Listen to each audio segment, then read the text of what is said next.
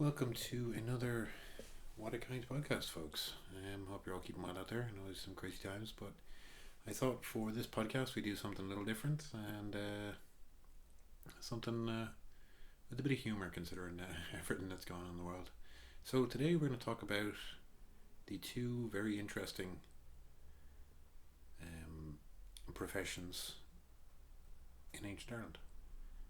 Now, originally I came across the first one, but then the second one soon after. So what I'd like to do is I'd like to set the scene for you a little bit and set the scene for the account that I came across first. So imagine you're a learned scholar and a traveller, and you go to this far and distant land on the edge of nowhere, inhabited by what you deem as primitive, backwards and unusual folks, and you're brought to a local chieftain's feast.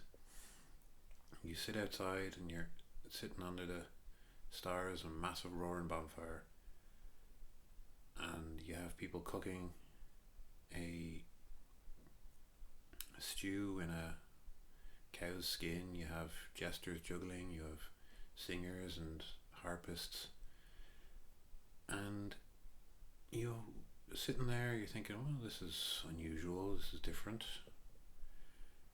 And then out comes two gentlemen, and you look at them and say, these are kind of unremarkable looking people. I wonder what they're going to do. And then suddenly the two turn, they bend over, they put their hands on their knees, they bend about 90 degrees at the waist, they both drop their pants, and one starts to fart. Yes. One starts to fart, and the other grabs his testicles and contorts them.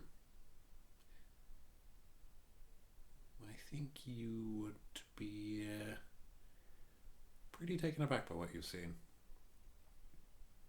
So, today we're going to talk about the Braigetóir. And we're also going to touch on, excuse the pun, I'll try not to do too many, the cross-on. The interesting professions of the professional flatulist and the professional testicle contortionist. Yes, folks, these were a thing. These were professions in ancient Ireland, and from what I can see, have been professions in Ireland for close to 1,000 years at least. Now, one of the earliest recordings I have of this is an very, very old reference in Ireland to a feast of some of the High Kings, and they list some of the entertainment that was at this feast. And you have the jugglers, acrobats, poets, and also mentioned is Braigetóir, aka a professional farter. Now, pretty fascinating and unusual thing to hear that this would be a thing, but let me take a step back for 1 minute and kind of reference the gentleman that I spoke of earlier, this Renaissance learned gentleman. John Derrick was his name, and he has a very famous book published in 1581. If you look up John Derrick, Derick, you will find a number of woodcuts, so pictures, one of which is of this feast, and a number of texts that go along the bottom of each, explaining, what the pictures are. So the one that I'm talking about is a very famous one of a feast. Now there is a reference as to who this was, and the location is kind of reckoned to be in what is now modern day Donegal, which for John Derrick, it would have really been like not in the Irish and so the back arse of beyond. This would have been the wilds, unlike anything you've ever thought of or seen. And John Derrick was basically commissioned to write a puff piece for the aristocracy of England as he trumped around Ireland at the time, as the British were slowly expanding into the provinces. And the interesting thing about the book is originally, like, learning about the Braigetóir and the Crossán, I thought to myself, right, these must be like either a kind of anti-Irish propaganda piece, or perhaps they're kind of misinterpreted or something else. But no, the more I kind of dived into this, the more that I found references to Braigetóirs in Ireland. And in fact, there's even I believe it's an 8th century carving on a church in County Cavan. And if anyone knows of this church and can find pictures of it, please send them on, because I think it's absolutely fascinating that this would be such a a recognized and like lauded profession, that someone would actually carve someone doing it. So it's in Berrymount in County Cavan on a Romanesque window. And the description I have of it is that there's a figure bent over with his legs apart, showing the cleavage of his buttocks and dangling his testicles. And this could be interpreted as a cross-on, the genital contortionist that I mentioned, or it might be one of the earlier representations of the Braigetóir, the professional farter. Now, this, I thought, as I say, was a anti-Irish thing, and a kind of, oh, look at these savages enjoying farts sitting around a fire.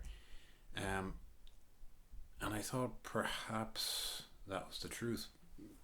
But the more I dived into this, the more I learned. Now, John Derrick's book is very much anti-Irish and kind of portrays them as these very basic primitive people, but the depictions in it are fantastic because they're first-hand and they're very detailed images, of the time and of the people and of the dress. And it's one thing that should always be noted when you're reading history, especially first-hand accounts, that you will always, a lot of people will take them as truth, and they're not. They're very much one man or woman's interpretation of the time, and often very sprinkled with their biases.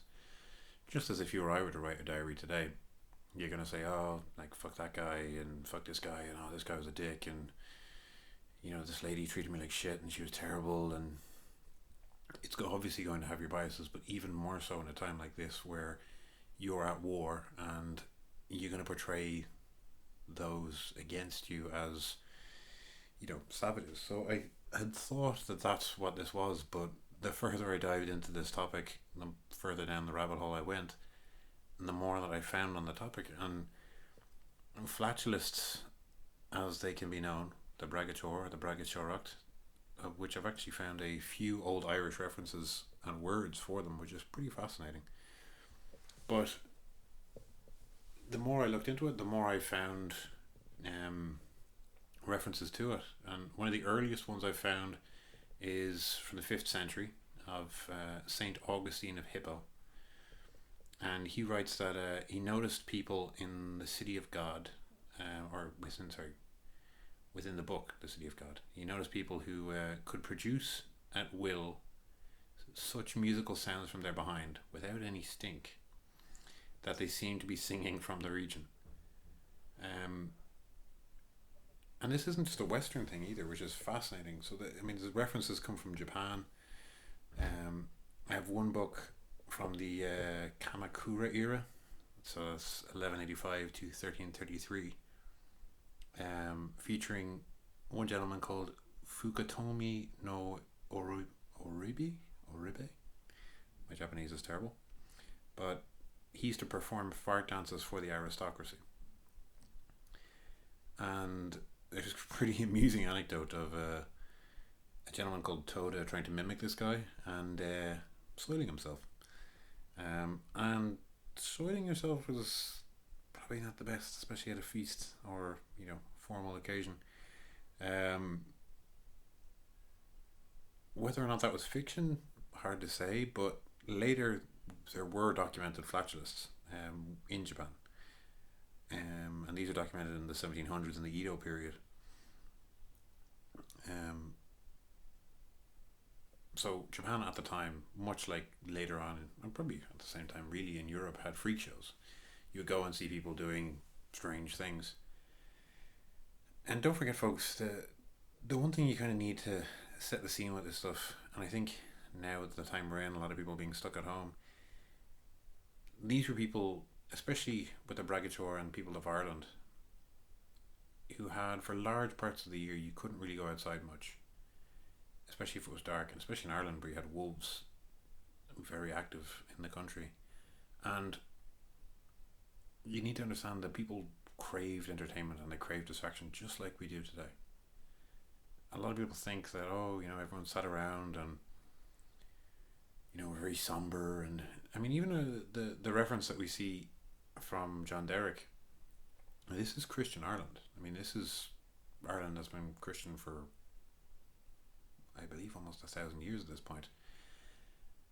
So, everyone thinks of like, oh, medieval Christians were very, somber and serious and stoic individuals, and they, like us today, enjoyed fun. They enjoyed humour, they enjoyed entertainment, and like many of us, they enjoyed farts. So, to go back to the Braigetóir and who they were and what they did,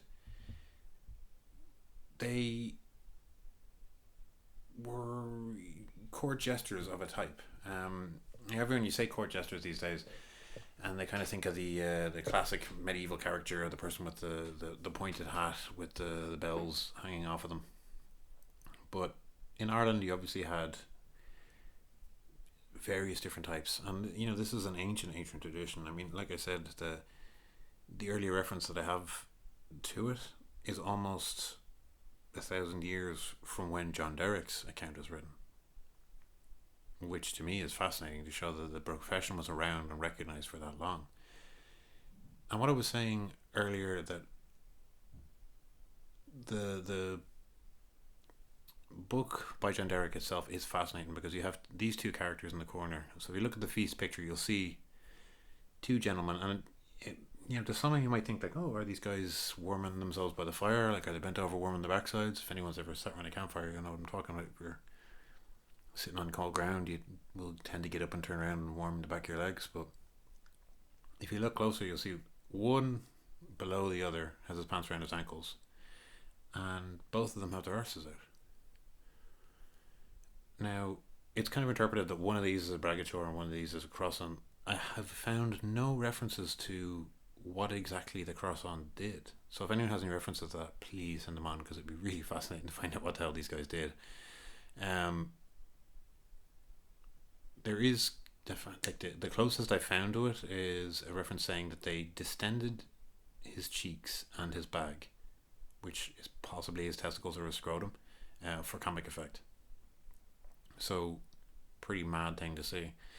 Now, like I mentioned, the interesting thing with John Derrick's account was that I assumed maybe this was a puff feast, maybe this was a anti-Irish thing, until I came across a gentleman called Roland the Farter, who was not just a famous person at the time. He was the direct entertainment for an English king almost 400 years prior, a man called Henry II.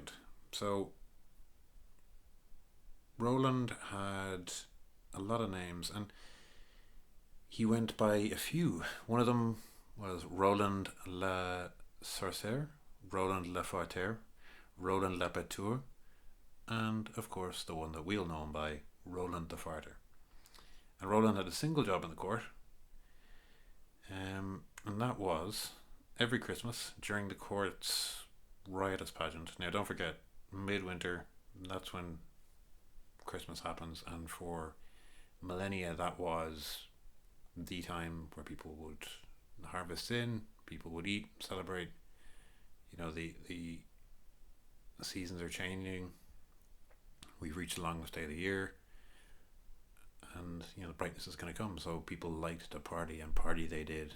And Roland's job during these crazy parties was that he'd perform a dance that ended with him doing one jump, one whistle, and one fart, executed simultaneously.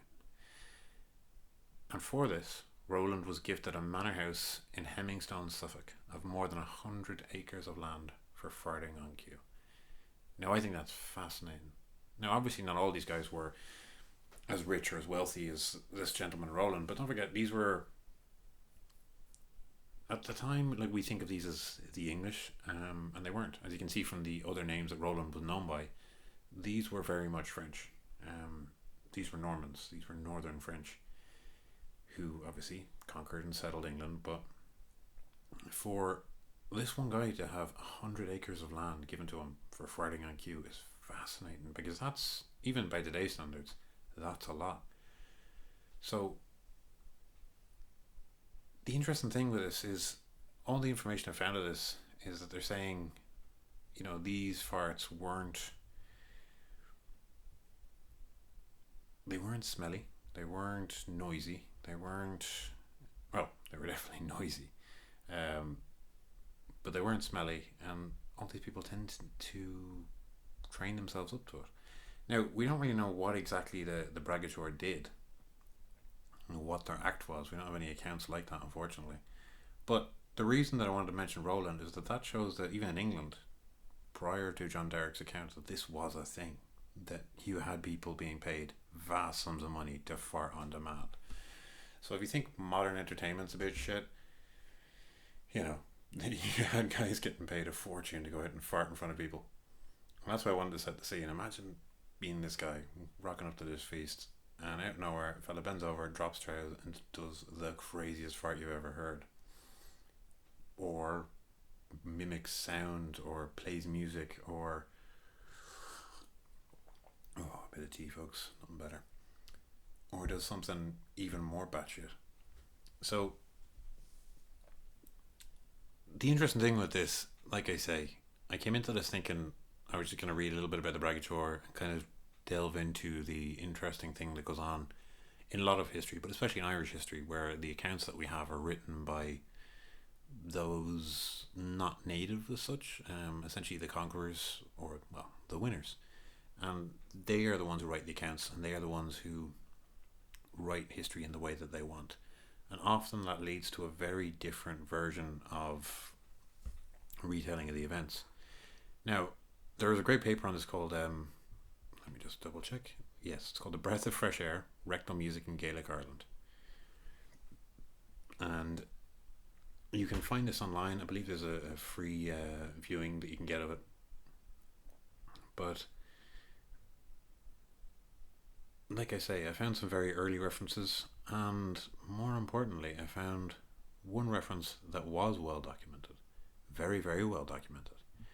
A gentleman called Joseph Pujol. Apologies to all my French speakers if I'm butchering his name. But he lived from 1857 to 1945, and he adopted the stage name of Lepetomain, a term basically meaning someone who can break wind at will, or fart at will. Now, Pujol, he was born in Marseille, and he went on to become one of the highest paid acts of his time. And he was working in the all famous and still famous Moulin Rouge. Now, there have been a number of books written on Lepetomain, or Pujol. This is someone that we have documented that you can go and look up. And the reason that I want to mention him is that, unlike a lot of the other people, he actually documents how he did what he did. And what exactly his act involved. So, a quote from him is that, a quote from someone who went to see him was that at the beginning of the show, he would stand facing the audience, and then he explained that he had the power of breathing air by the anus, just as normal people would breathe through the air of their mouth. By means of this body of air contained in his intestines, he could at will reproduce sounds of all sorts. Then this was a pretty strange anatomical quirk, I should say. Twerk, butts are on the mind, I tell you. Some of the things he could do were replicating the sound of a bullfrog, musical instruments, ripping cloth, mannerisms of other people's farts from various occupations. What that is and what that sounds like, I'm pretty curious, but I think it would sound pretty funny. And he even pushed the boundaries a little bit, and he used to insert a rubber tube that he used to use for his enemas, and he would place a little flute in it and use it to play music, which I just think is absolutely batshit crazy. A fella with a pipe up his arse farting tunes out. Can you imagine going to this high-end stage show in Paris, this land of sophistication, and going like, oh, what are we going to see tonight? Like, oh, we're seeing Le Pétamène. Oh, that sounds fascinating. I wonder what this is. And you go in, this smoke-filled room, all these beautiful French people dressed up, watch this thing, and a guy comes out, and he shoves a pipe up his arse, and starts playing a whistle with it. Like, that's just batshit. It really is, but I mean, it would be entertaining. I mean, I'd pay to see it today. I don't know what they were paying, but I definitely would consider it. And the tube, like I mentioned, was obviously an important part of it, because he would regularly perform colonic irrigations. Obviously, you don't want to shoot yourself in front of other people like our friend Toto did. And I would imagine this is what a lot of the Braigetóir did in Ireland as well, because you would not want to crap yourself or fart something in the direction of a lord or the likes of John Derrick. Now, to give you an idea of John Derrick's view of the Irish people, one of the quotes from his books is that he says that the Irish were mainly interested in the Irish vices of robbery and murder. And it was known on occasions for a bard intoxicated by alcohol and excitement to have insulted, punched, or even stabbed his own lord. Now that, especially in the aristocratic courts of England, would be considered just utterly barbaric, like muck savage people of a way that I can't even really summarize in polite modern discord. But the interesting thing about Le Pétamène, which is why I really wanted to bring him up, was that he documents how he did it. And the thing is, in Le Pétamène, the reference that I've seen was that Le Pétamène, who is standing, leans forward, bending his body so that his thorax is almost horizontal, thorax being your torso. Then he grips his hands to the top part of his knees and on both sides, thus giving a solid support to his upper body. His head in the direction of his thorax, but a little inclined to the ground. After a few moments following muscular efforts, the digestive tube is completely filled with as much air as it can contain. The subject then very gently stands up to almost vertical. By expelling this air, either standing upright, leaning forward, or bent, and by 1,000 different ways, dependent on the state of contraction or relaxation of the anal sphincter, and on one hand the abdominal cavity on the other. Le Pétamène can obtain effects which are both brilliant as they are surprising and unforeseen. Like, that sounds mad. Like, imagine going to see that. This fella just bends over, farts like a mad thing. But anyway, the reason that I mention that is because that exact setup is exactly what we see in John Derrick's portrait. You have this guy bent over, clutching his knees, with his pants around his ankles, who is a known professional farter. So it kind of leads you to believe that these must have been individuals almost 500 years apart, doing the exact same profession while in different countries. And that's just mad. Like,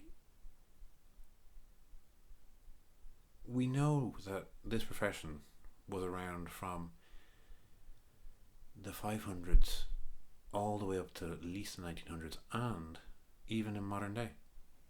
So if anyone wants to YouTube Mr. Methane, you'll find videos of a gentleman who still performs stage shows of a very similar nature. Nothing like a good cup of tea, folks. So, as I say, when I touched on this, I thought to myself, this is going to be an interesting way where I can talk about the biases that you read in historical accounts and the kind of slander that gets put towards numerous people in first-hand accounts. But the more I dived into it, the more I started to learn that the Braigetóir, the flatullists, was a recognised profession. It was a recognised profession worldwide. And you had gentlemen like Roland, who were paid vast sums of money, of gentlemen like Pedamain, who were paid vast sums of money to fart on command. And the thing with the likes of John Derrick and the likes of these versions of history is that we can kind of tell that these weren't to his taste. But we have the likes of Roland in England just prior to it. You do start to wonder, was this still a thing in England, or did this just somehow gain popularity and then stay in Ireland? Was this brought here perhaps by the Normans? Well, it wasn't, because we know it was here prior to it. Was it something that had been around for a long time? Did we bring it to the Normans? So many questions, and there's so little information on it, because the interesting thing about a lot of history is that you tend to focus on events rather than on the day-to-day. And entertainment is something that is not really documented very well.